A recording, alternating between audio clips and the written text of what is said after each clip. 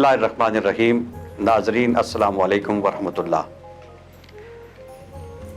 हक न्यूज़ की रमज़ान ट्रांसमिशन में प्रोग्राम जमाल रमज़ान के साथ आपकी खिदमत में हाजिर हैं। आज का उन्वान है एतिकाफ़, और इस उन्वान पर गुफ्तगू के लिए हमारे साथ स्टूडियो में मौजूद हैं मारूफ आलिम दीन, मुमताज़ मज़हबी स्कॉलर अल्लामा मोहम्मद कैसर कुरैशी साहब। कुरैशी साहब, आपका बहुत शुक्रिया कि आपने मसरूफियात में से वक्त निकाला और आज के इस प्रोग्राम में तशरीफ़ फरमा हुए। साथ तशरीफ़ रखते हैं मुमताज़ सना खान रसूल शाहज़ेब फयाज़ नक्शबंदी साहब। नक्शबंदी साहब, आपका भी बहुत शुक्रिया कि आप प्रोग्राम में तशरीफ़ फरमा हुए। प्रोग्राम का आगाज़ हम अल्लामा कैसर कुरैशी साहब से करेंगे। हज़रत, सबसे पहले तो ये जो एतिकाफ़ है, इसका लुग़वी माना क्या है और इसका शरई मफ़हूम क्या है? बिस्मिल्लाहिर्रहमानिर्रहीम। एतिकाफ़ जो है, इसका लुग़त के अंदर इसका जो माना बयान हुआ है वो ठहरने और रुकने का है, और शरई एतबार से एतिकाफ़ ये है कि एक ख़ास मुद्दत के लिए अल्लाह की रज़ा के लिए ख़ुद को मस्जिद में रोकना, ये एतिकाफ़ कहलाता है। एतिकाफ़ फिर इसकी 3 इक़साम हैं। एक एतिकाफ़ जो है वो वाजिब है, और फिर एतिकाफ़ सुन्नत है, और इसके अलावा बाकी जितने एतिकाफ़ हैं वो नफली एतिकाफ़ हैं। जो वाजिब एतिकाफ़ है वो ये है कि जब कोई बंदा किसी चीज़ की नज़र मान लेता है कि मेरा फ़लाँ काम हो गया तो उसके बदले में मैं एतिकाफ़ करूँगा, तो ऐसी सूरत में ये एतिकाफ़ जो है वो उसके ऊपर करना वाजिब हो जाता है। और एक बात यहाँ और मैं ऐड करना चाहूँगा कि जो वाजिब एतिकाफ़ है उसके लिए रोज़े का होना ज़रूरी है, यानी कि वाजिब एतिकाफ़ के साथ वो रोज़ा भी रखेगा। वाजिब एतिकाफ़ की कम से कम जो मिक़दार है वो 1 दिन और 1 रात है। और इसके अलावा दूसरा जो है वो सुन्नत मुक़्क़दा अलल कफ़ाया है, जो हमारे यहाँ आज रमज़ान शरीफ में होता है, रमज़ानुल मुबारक के आखिरी हशरा में। इसका हुक्म जो है वो ये है कि अहले इलाका में से या बस्ती में से, शहर वालों में से अगर कोई एक शख्स भी ये एतिकाफ़ कर लेता है तो वो पूरे इलाका और पूरी बस्ती की तरफ से ये अदा हो जाता है। लेकिन अगर कोई भी बंदा इसको अदा नहीं करता, एतिकाफ़ में नहीं बैठता, तो फिर पूरे अहले इलाका और जो अहले बस्ती हैं वो मुजरिम होंगे। तीसरे, इसके अलावा बाकी जितने भी एतिकाफ़ हैं वो नफली एतिकाफ़ हैं। और एक बात इनमें फ़र्क ये है कि जो नफल और सुन्नत और वाजिब एतिकाफ़ है, पहली जो 2 इक़साम हैं वाजिब और सुन्नत, उनमें वक्त जो है वो मुअय्यन है। जिस तरह के वाजिब एतिकाफ़ के अंदर कम से कम वक्त की मिक़दार को बयान किया गया है, और ज़्यादा से ज़्यादा फिर वो जितनी उसने नज़र मानी होगी। इसी तरह सुन्नत एतिकाफ़ जो है वो उसकी मिक़दार जो है वो 10 दिन और 10 रातें हैं। जबकि नफली एतिकाफ़ ऐसा है कि इसके लिए कोई वक्त मुकर्रर और मुअय्यन नहीं है। ये जब बंदा मस्जिद में गया, उसने एतिकाफ़ की नीयत की, जब तक वो मस्जिद में ठहरा रहा वो मोतकिफ़ है, वो एतिकाफ़ से है। और जो ही वो मस्जिद को छोड़ेगा, मस्जिद से बाहर आएगा, तो ये उसका एतिकाफ़ ख़त्म हो जाएगा। इसके लिए कोई ख़ास वक्त मुकर्रर नहीं है। उसके बाद जहाँ तक बात है इसके फ़ज़ाइल की, तो अहादीस मुबारका में इसकी बड़ी फ़जीलत बयान हुई है। जनाब हज़रत इमाम ज़ैनुल आबिदीन अपने वालिद मोहतरम जनाब हज़रत इमाम हुसैन से एक हदीस जो है वो रिवायत करते हैं। आप फरमाते हैं कि आका करीम रऊफ़ुर रहीम सल्लल्लाहु अलैहि वसल्लम ने फरमाया कि जिस शख्स ने अल्लाह की रज़ा के लिए 10 दिन जो है वो एतिकाफ़ किया, उसको 2 हज और 2 उम्रों का सवाब मिलेगा। अब ये ज़रा बात गौर करने की है कि जब बंदा हज और उम्रे के लिए जाता है तो उसके लिए बड़ी मुशक्क़तें उठाना पड़ती हैं। उसमें सफ़र की मुशक्क़तें हैं, उसमें इंसान को उसके लिए बहुत सारे अखराजात करने पड़ते हैं। तो इन सारे मसाइब से के बग़ैर ही जो शख्स एतिकाफ़ करता है उसको फिर ये 2 हज और 2 उम्रे करने का सवाब मिल जाता है। इसके अलावा जनाब हज़रत अब्दुल्ला इब्न अब्बास रदियल्लाहु ताला अन्हु आपसे मरवी ये रवायत है कि आप एक दिन आका करीम रऊफ़ुर रहीम सल्लल्लाहु अलैहि वसल्लम के मज़ार अक़दस के सामने खड़े हैं और आपकी आंखों में आंसू जारी हैं।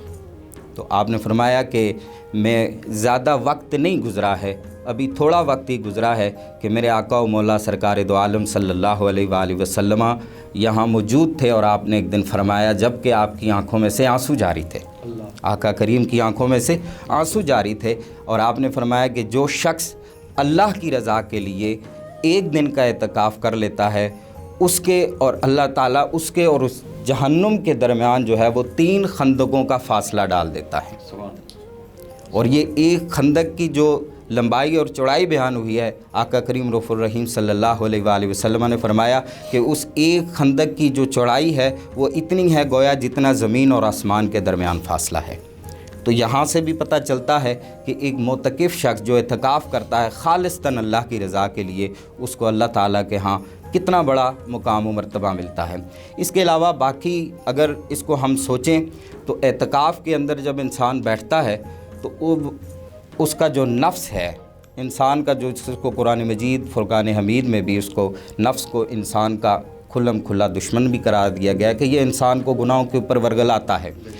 تو یہ اعتکاف ایک ایسی چیز ہے کہ جس کے ذریعے سے انسان اپنے نفس کو کنٹرول کرنا جو ہے وہ سیکھ جاتا ہے اور اس کو کنٹرول کر لیتا ہے۔ اس کی وجہ سے پھر انسان غیبت، چغل خوری اور جھوٹ اور بہت سی دوسری برائیوں سے، اور اسی طرح نظر کا جو گناہ ہے اس سے انسان محفوظ رہتا ہے۔ تو ایک اعتکاف جہاں اس کے ابدی بہت سارے فوائد ہیں، اگر دنیاوی اس انداز سے بھی دیکھیں تو یہ انسان کے ایک نیک نامی کا بھی باعث بنتا ہے، اگرچہ معتکف کو یہ جب وہ اعتکاف میں بیٹھے تو اس کی نیت یہ ہونی چاہیے کہ خالصتاً وہ اللہ کی رضا کے لیے بیٹھ رہا ہے۔ اور دوسرا یہ ہے کہ میں ایک بزرگ کا کال پڑھ رہا تھا کہ ان سے کسی نے پوچھا کہ آپ گوشہ نشینی ہر وقت اختیار کر کیے رہتے ہیں تو آپ باہر کیوں نہیں نکلتے، آپ لوگوں سے میل جول کیوں نہیں کرتے؟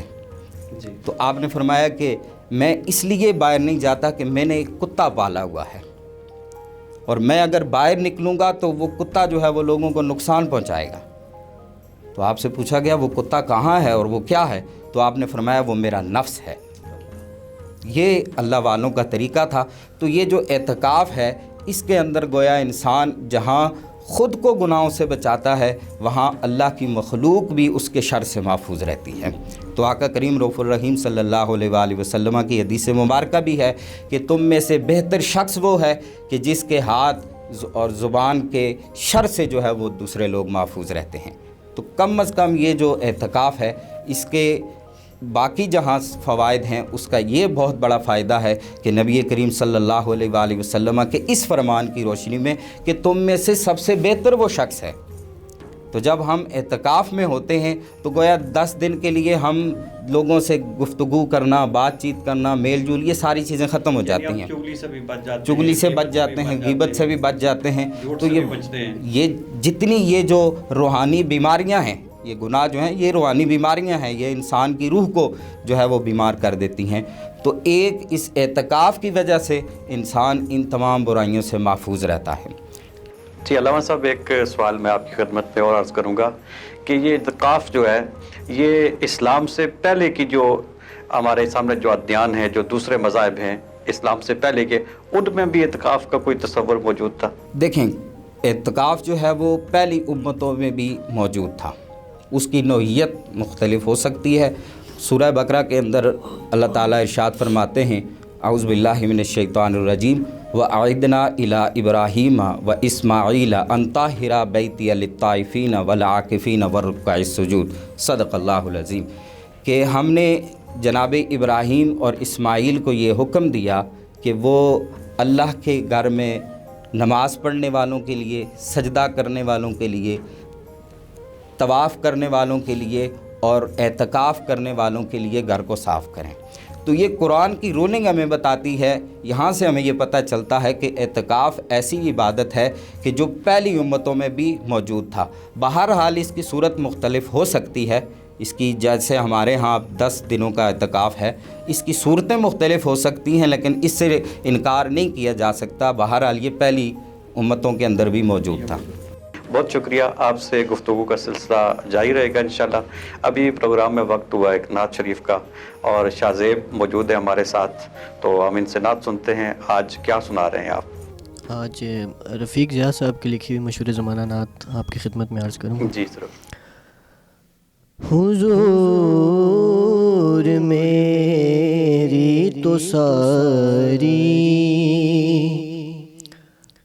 بہار آپ سے ہے،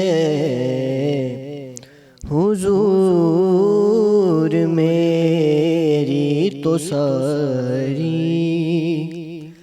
بہار آپ سے ہے، میں بے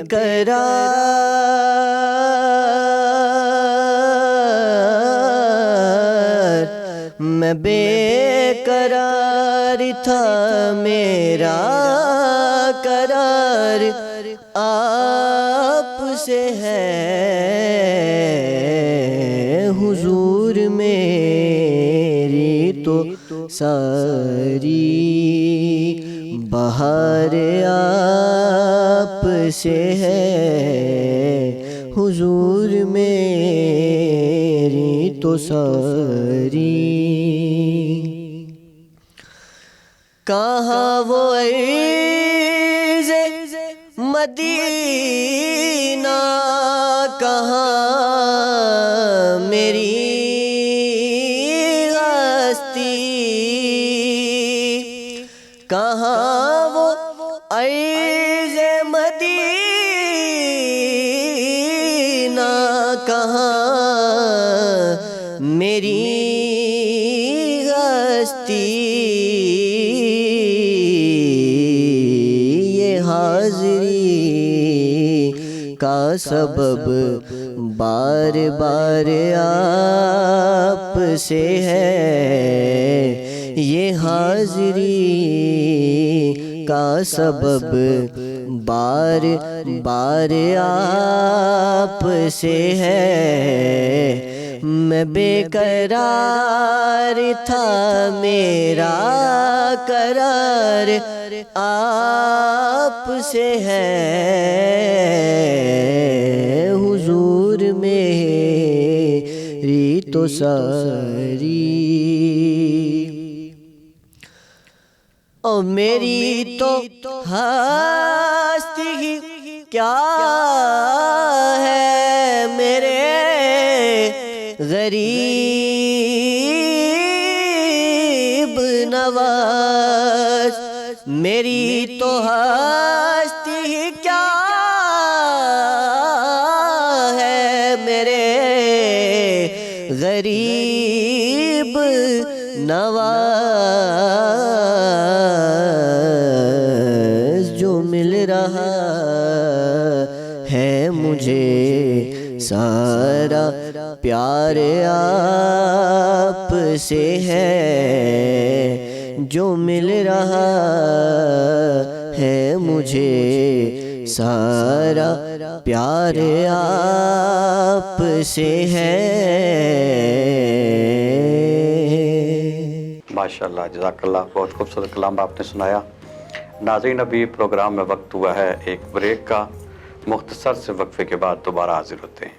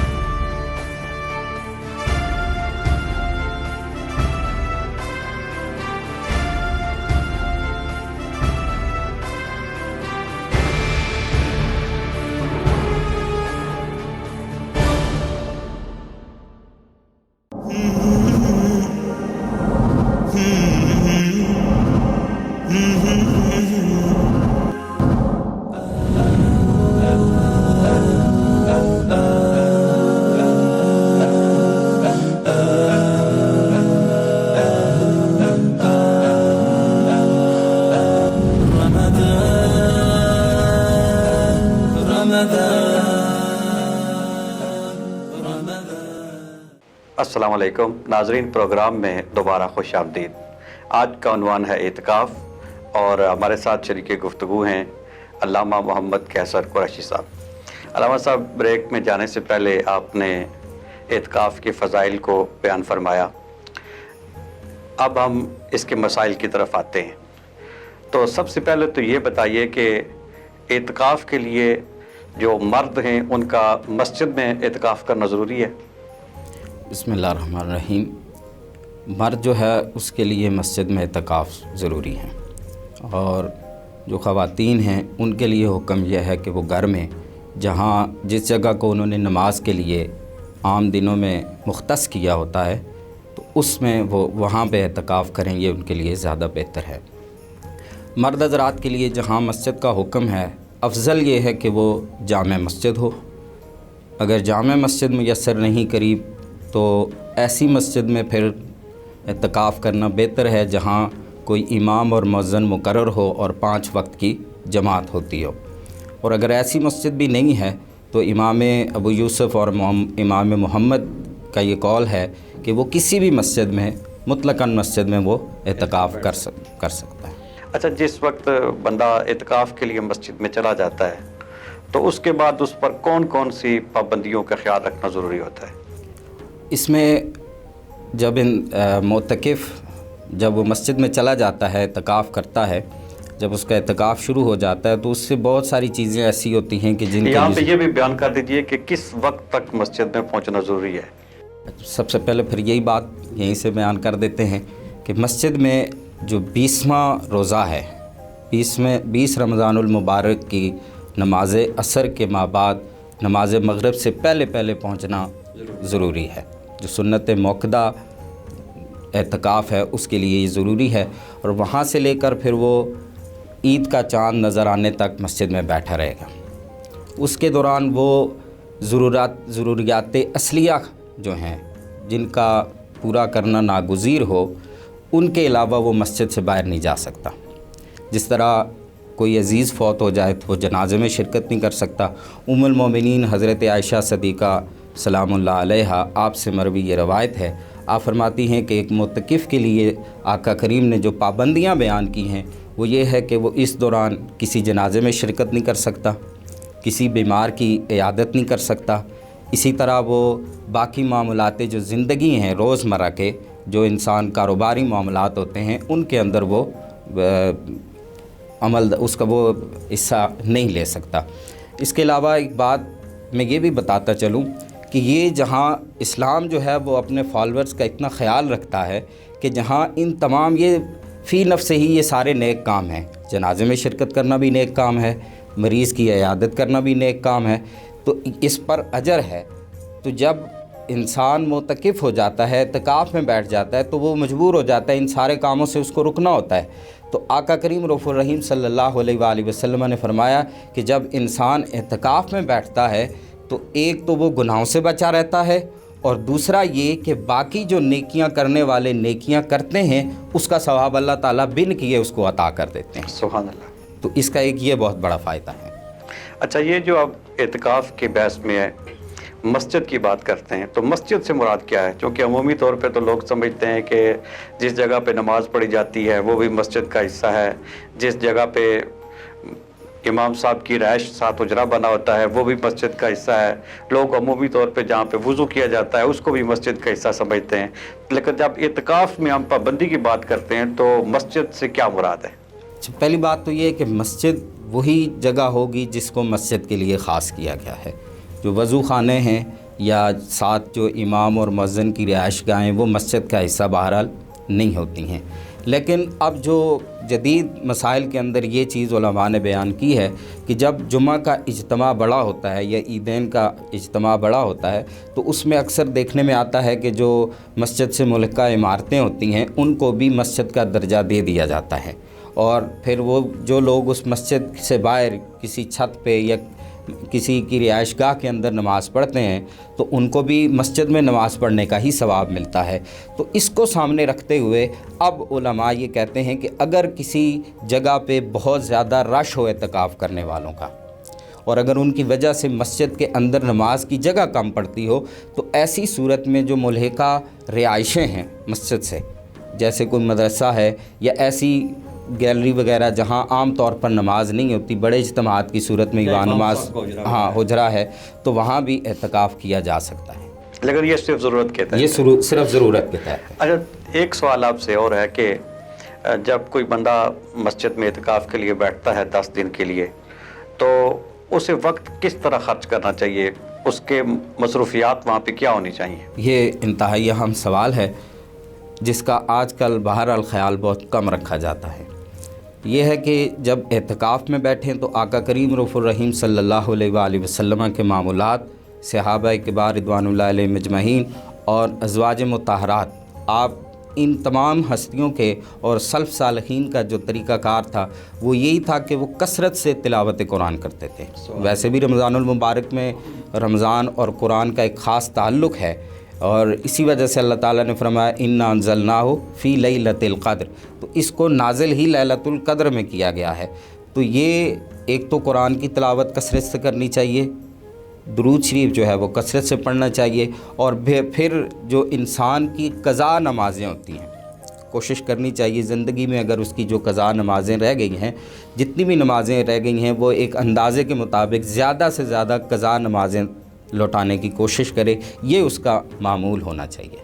اور دوسرا، اس وقت ضرورت اس بات کی بھی ہے کہ جو دینی کتب ہیں وہ بندہ اپنے ساتھ رکھ لے، بالکل، دینی اور کتب ان کا مطالعہ کرے، تفاسیر ساتھ رکھ لے، احادیث کی کتب ساتھ رکھ لے، تصوف کی کتابیں ساتھ رکھ جی لے۔ بالکل، یہ تو بہت ضروری ہے۔ اگر کسی بندے کا مطالعے کا ذوق ہو، نہیں بھی ہے تو کوشش کرے گا آہستہ آہستہ پڑھنے کی، یہ عادت بن ہی جاتی ہے۔ کم از کم ہمیں اپنی تاریخ سے، ہمیں اپنے سلف صالحین کے حالات سے، اور بالخصوص شریعت مطالعہ سے آگاہی ہمیں جتنی زیادہ ہو سکے حاصل کرنی چاہیے۔ اور یہ اعتکاف ایک ایسا دورانیہ ہوتا ہے، مختصر وقت ہوتا ہے، اس میں آپ جب دنیا سے بالکل ایک قسم کی کنارہ کشی کیے ہوتے ہیں، تو ایسے میں اگر آپ مطالعہ کریں گے تو اس سے آپ کی معلومات میں بھی اضافہ ہوگا، اور دین اسلام کے مطابق پھر جب آپ کی معلومات بڑھیں گی تو اللہ تعالیٰ نے اگر چاہا آپ کو توفیق ملی تو پھر اس کے مطابق آپ کا عمل بھی بہتر ہوتا رہے گا۔ اچھا، ایک سوال اور ہے کہ آج کل آپ دیکھتے ہیں کہ ہر شخص کے پاس موبائل ہے، اور موبائل کے استعمال کے حوالے سے بھی ہم دیکھتے ہیں کہ ہر شخص، لوگ اس کے ذریعے میسیجنگ بھی کرتے ہیں، لوگ اس کے ذریعے باقی رابطے بھی رکھتے ہیں لوگوں کے ساتھ، کال بھی کرتے ہیں۔ تو کیا جو شخص اعتکاف کرنے والا ہے وہ موبائل یوز کر سکتا ہے؟ میں پھر اس میں وہی بات دوبارہ کرنا چاہوں گا کہ معتکف کو ضروریات اصلیہ کے علاوہ وہ کسی سے نہ تو رابطہ کر سکتا ہے، نہ اس کو اجازت ہے۔ تو ضروریات اصلیہ پھر اگر ایسی کوئی لازمی بات ہے تو پھر وہ موبائل کے ذریعے سے اپنے گھر والوں کو پیغام دے سکتا ہے۔ بہرحال اس کی بھی ضرورت نہیں ہے، جتنا زیادہ ہو سکے آپ، کیونکہ اعتکاف کا جو بنیادی مقصد ہے وہ یہی ہے کہ آپ مخلوق خدا سے کچھ دن کے لیے کنارہ کشی کر کے، اختیار کر کے، خلوت نشینی اس لیے اختیار کرتے ہیں کہ اس وقت فقط آپ کا اور آپ کے رب کا تعلق ہو۔ تو پھر جب آپ موبائل کا استعمال کریں گے تو وہ جو مقصد ہے وہ مقصد حاصل کما حق کو نہیں ہو سکتا۔ صحیح۔ تو اس کے لیے آپ دیکھتے ہیں کہ ہمارے جس طرح سرکار کی خود اپنی سنت بھی تھی کہ سید عالم صلی اللہ علیہ وآلہ وسلم غار حرا میں تشریف لے جاتے تھے، خلوت میں رب کا ذکر کرتے تھے، عبادت کرتے تھے، پھر سرکار پابندی کے ساتھ خود اعتکاف کرتے تھے۔ اور نبی پاک صلی اللہ علیہ وسلم کا جس سال وصال ہوا، ویسے تو سرکار 10 دن اعتکاف کیا کرتے تھے، اس سال سرکار نے 20 دن اعتکاف کیا۔ اور پھر ہمارے صوفیاء کے یہاں بھی ہمیں یہ اہتمام ملتا ہے کہ وہ بھی 40 دن کے لیے گوشہ نشینی اختیار کر لیتے، اور حقیقت یہ ہے کہ اس سے انسان کی جو روحانی قوت ہے اس میں اضافہ ہوتا ہے۔ تو اس روحانی قوت کو مضبوط کرنے کے لیے ضروری ہے کہ انسان اعتکاف کرے، کچھ دن مخلوق سے علیحدہ ہو کر اپنے مالک کی عبادت کرے، اللہ کا ذکر کرے، اور اس سے ایک مشق بھی ہوتی ہے برائیوں سے بچنے کی۔ آپ کا بہت شکریہ کہ آپ نے بہت خوبصورتی کے ساتھ اعتکاف کے فضائل بھی بیان کیے اور اس کے حوالے سے مسائل بھی بیان کیے۔ اب چونکہ ہمارے پاس مختصر وقت ہے اور ہم نے ایک نعت شریف بھی سننی ہے، چلتے ہیں شاہ زیب صاحب کی طرف، تو آپ ہمیں نبی پاک صلی اللہ علیہ وسلم کی نعت شریف سنانے کے شرف حاصل کرتے ہیں۔ ان کو دلہن بن کے لینے کو قضا آتی ہے، ان کو دلہن بن کے لینے کو قضا آتی ہے، جن کو زہرا کے دلاروں کی ثنا آتی ہے، بالیقین اس کو نوازے گا خدا برتر، بالیقین اس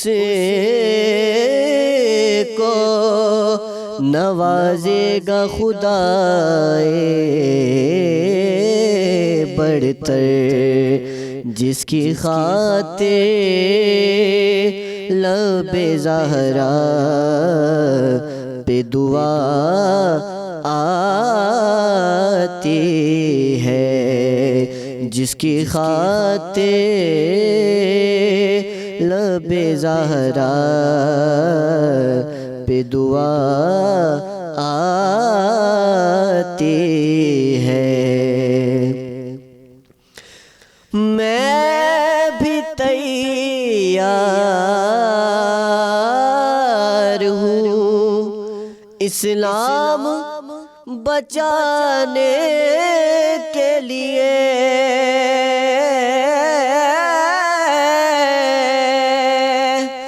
میں بھی تیار ہوں اسلام بچانے کے لیے، گود سے ماں کی اصغر کی صدا آتی ہے، گود سے ماں کی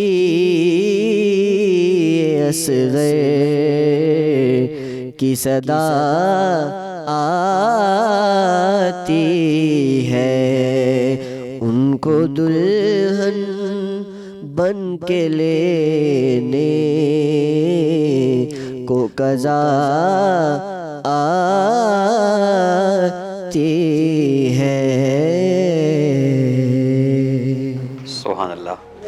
گریس صاحب بہت شکریہ، ہمارے پروگرام کا وقت ابھی مکمل ہوا، تو آپ کا بہت شکریہ کہ آپ تشریف لائے اور ہمیں اپنے قیمتی کلمات سے مستفید کیا۔ شاہ زیب آپ کا بھی بہت شکریہ کہ آپ نے وقت نکالا اور پروگرام میں شرکت فرمائی۔ ناظرین، ہمارے آج کے اس پروگرام کا وقت ختم ہوا، کل انشاءاللہ ایک نئے عنوان کے ساتھ حاضر ہوں گے۔ السلام علیکم ورحمۃ اللہ وبرکاتہ۔